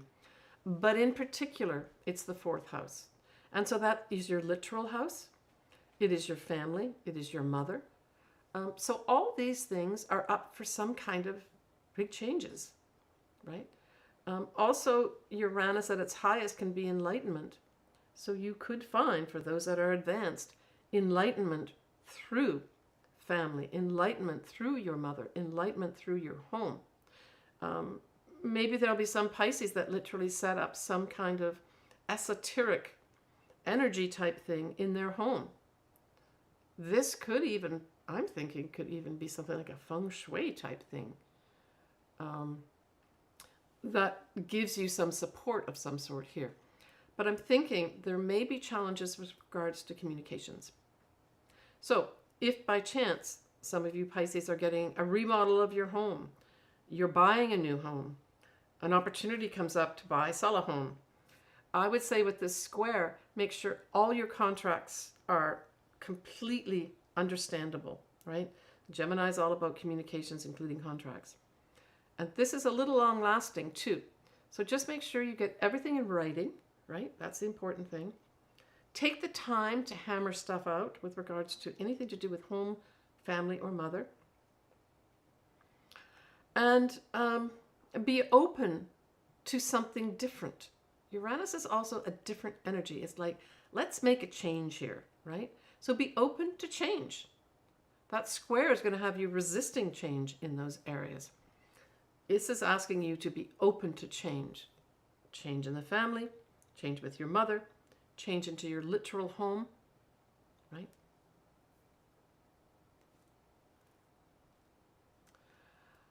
All right, let me just take a final look here.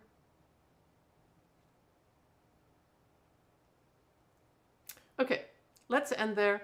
Pisces, you've got a positive number of years ahead for yourself, so take advantage of them. Pay attention to who comes into your life or events that happen. They're going to be significant for you over the next 18 months.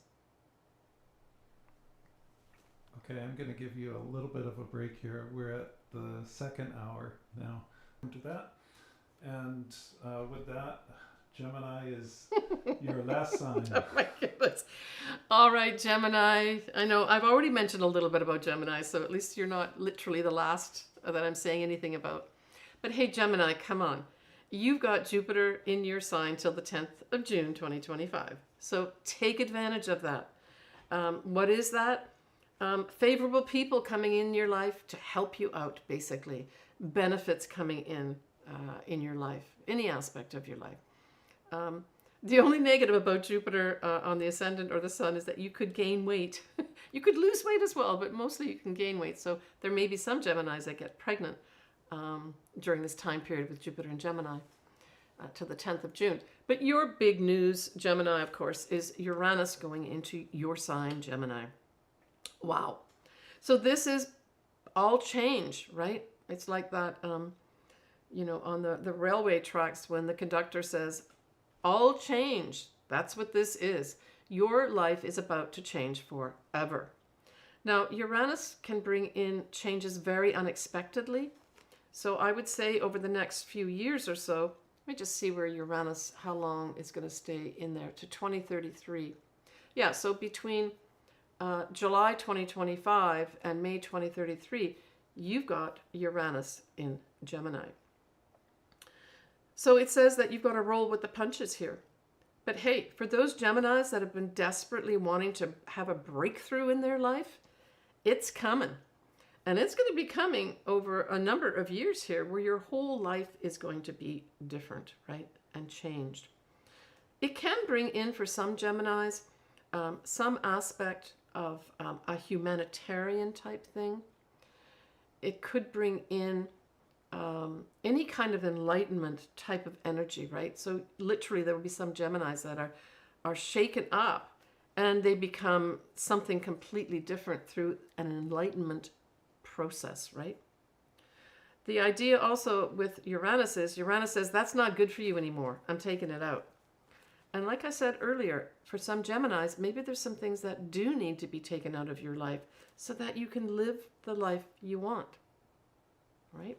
That's the big effect of Uranus here.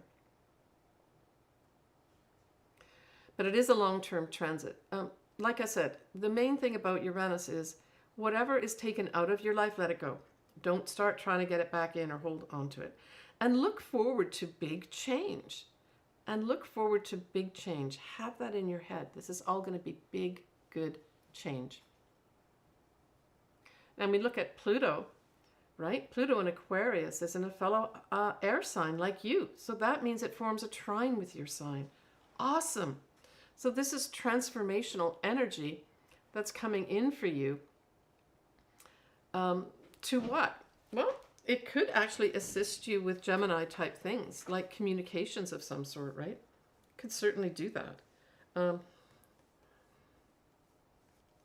It is in the 9th house, the aspect of Pluto in Aquarius with this favorable trine. So this is transforming things like what? Well, there's going to be some people that will be transforming. Maybe you're going to be finishing off that advanced degree and you can actually put it into action for yourself, right? With regards to maybe some kind of communications thing, writing thing, even talking and presenting type thing.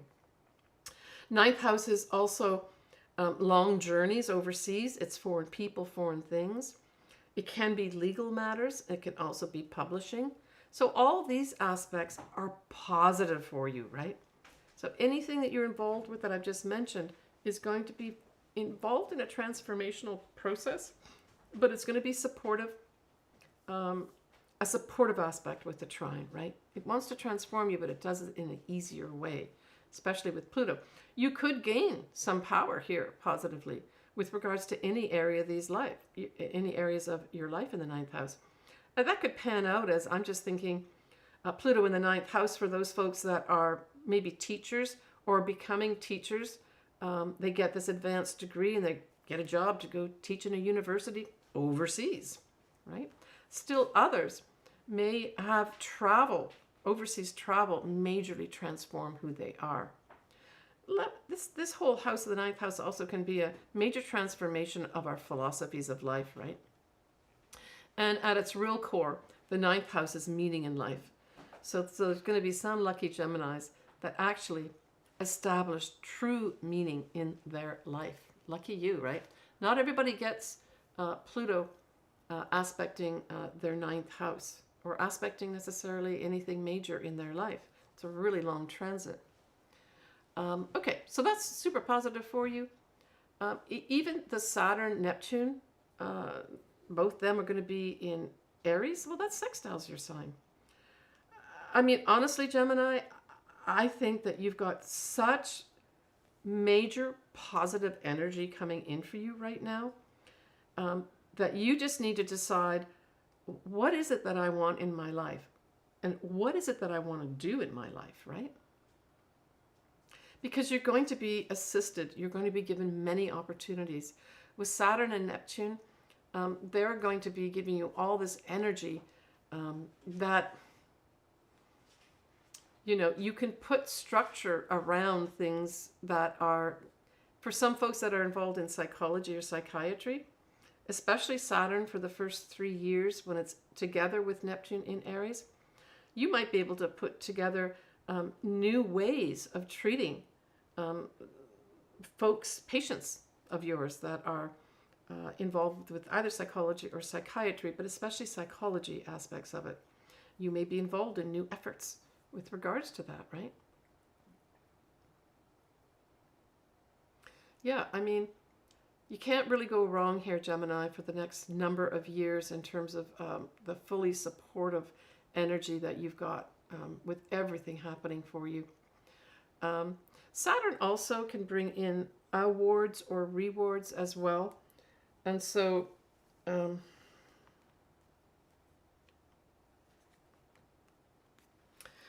yeah, I mean, you may have some of your hopes, dreams, or wishes come true. Aries is your 11th house, right? Certainly friends and groups that you belong to are going to be part of a facilitatory process to help your hopes, dreams, and wishes come true. Friends will be important for you. You may even develop new friendships that help you express, your independent self, right? Aries is all about being independent and doing your own thing. It's pioneering. It's having courage. Yeah, so you may have friends, new friends that come in that really provide a supportive system for you to be you. All right, Gemini, not too many negative things coming your way. Enjoy the process over the many years that are ahead of you.